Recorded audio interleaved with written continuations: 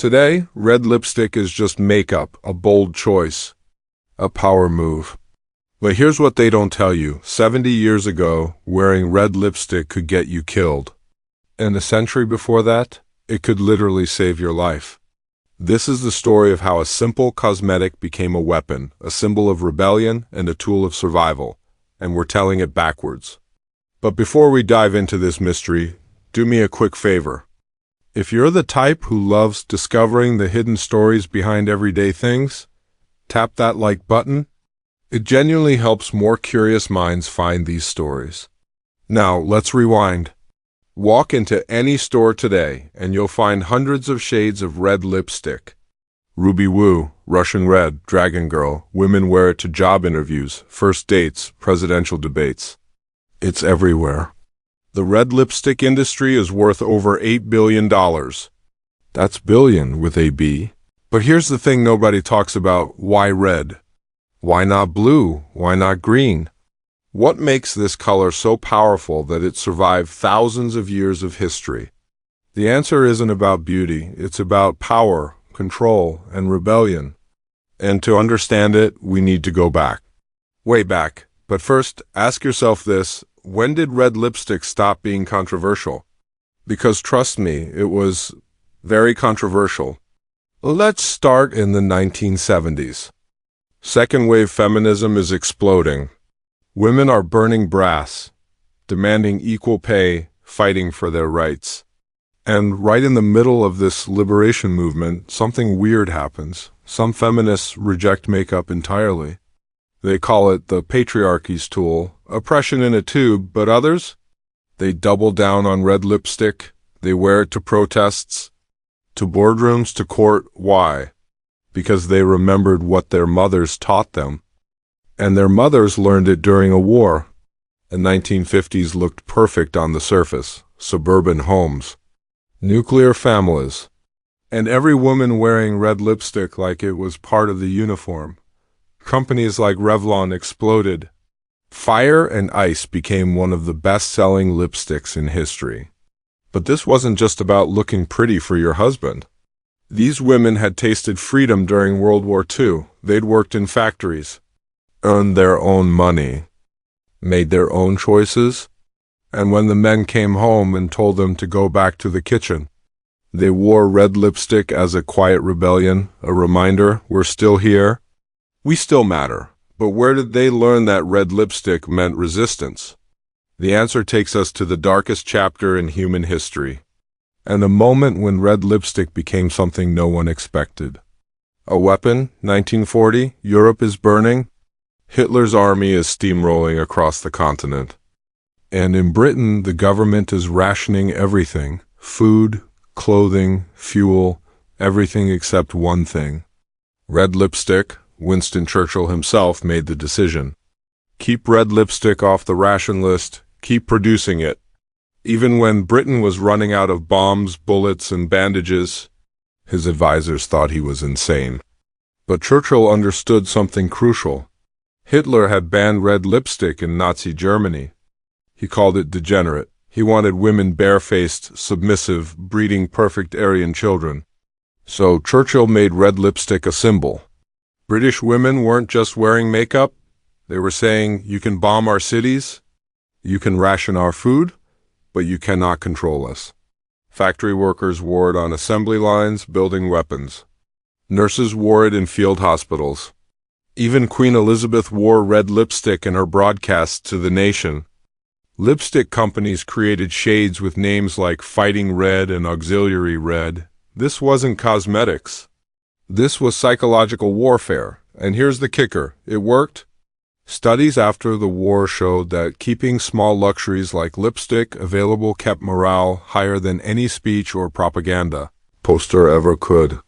British women bought more red lipstick during World War II than in any other period in history up to that point.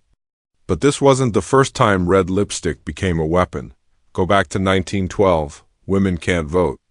In most places, they can't own property.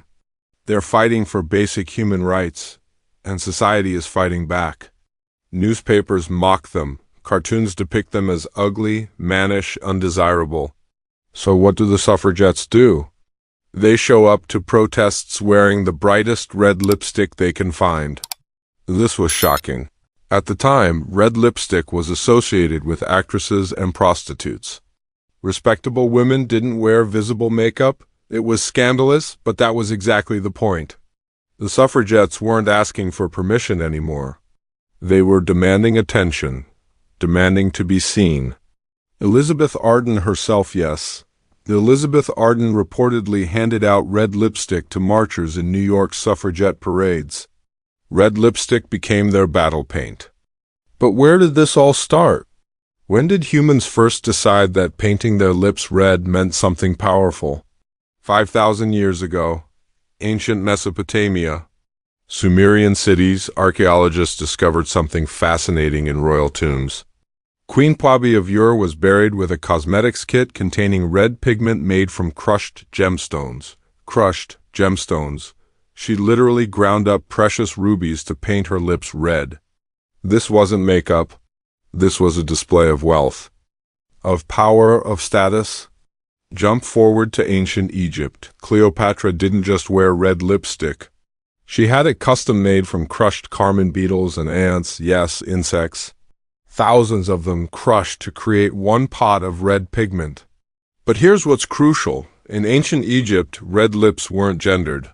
Men wore it too. Pharaohs, priests, warriors. Red symbolized health, life, blood.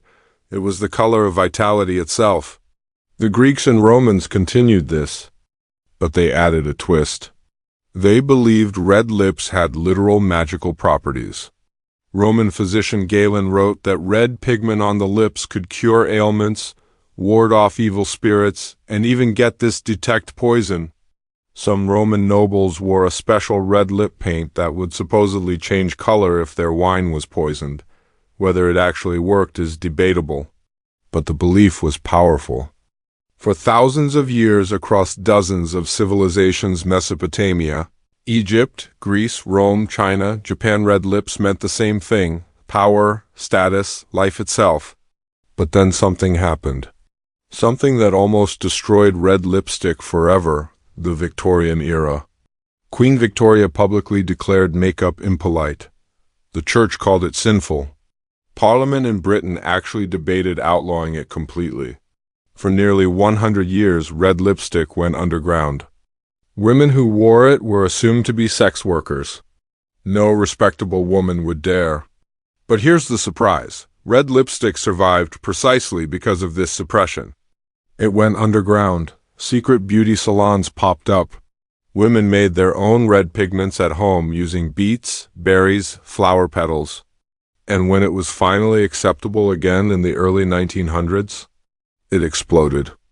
Decades of being told no made an entire generation of women say yes louder than ever. Prohibition makes things more powerful, not less, so let's connect the dots. 5,000 years ago, red lips meant power and status. 2,000 years ago, they meant life and protection. 100 years ago, they meant rebellion and rights. 80 years ago, they meant resistance and resilience. 50 years ago, they meant liberation. Today, they still mean all of those things. When a woman puts on red lipstick today, whether she knows it or not, she's continuing a 5,000-year-old tradition. She's wearing the same color that queens ground gemstones to create. The same color suffragettes used to demand their rights. The same color that helped Britain survive the Nazis. It was never about beauty.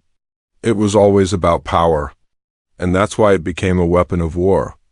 The next time you see someone wearing red lipstick, remember, you're looking at history, you're looking at rebellion, you're looking at survival. If this story blew your mind, do me a favor, smash that like button. Seriously, it helps more people discover these hidden chapters of history that textbooks never tell you. And subscribe, because we're just getting started. Every week, we're uncovering the shocking true stories behind everyday things you thought you knew. Drop a comment right now. What everyday object should I investigate next? Jeans? High heels? Wedding rings? Tell me what history you want uncovered. Next time on Hidden Chapters, we're going backwards through the history of something you probably have in your pocket right now. And trust me, its origin story is way darker than you think. Until then, keep questioning everything. I'll see you in the next chapter.